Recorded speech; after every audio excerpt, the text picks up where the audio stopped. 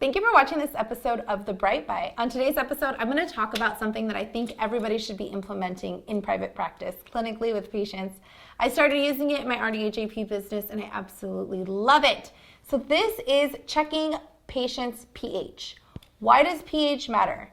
Basically, if you have low pH, acidic pH, you are more likely to have cavities, to have different dental problems, and it's huge, especially for my RDHAP business when I'm dealing with a lot of patients that are elderly, chronically ill, on a lot of different medications, and they suffer from xerostomia. I like to monitor their pH so that way they have less decay. This is a product that I found on Amazon. They're just pH strips. This one is the Med Lab Diagnostics. There's 200 strips in there. It's pretty inexpensive. This thing is FDA approved.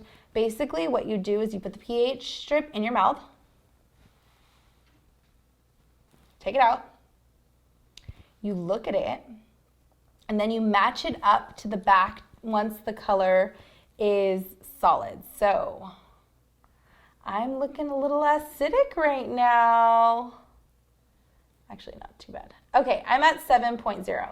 So basically 9 is like alkaline, which is like alkaline water, and 4.5 is like acidic, like lemons.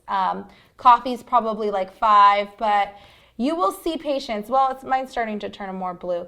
You want it to be more blue. The more blue it is, the better pH is. And so I have worked a lot of times with patients that, like, my homebound patient was on hospice care, and her caregivers were literally giving her fruit smoothies for food because she couldn't chew really well, and constantly. And when I was checking her pH, it was just so acidic every time and rampant decay. And so what I did was I worked with them in giving her alkaline water to help balance the pH more and just give her some different options as far as food goes that weren't going to be so acidic so that she wasn't going to be so cavity prone.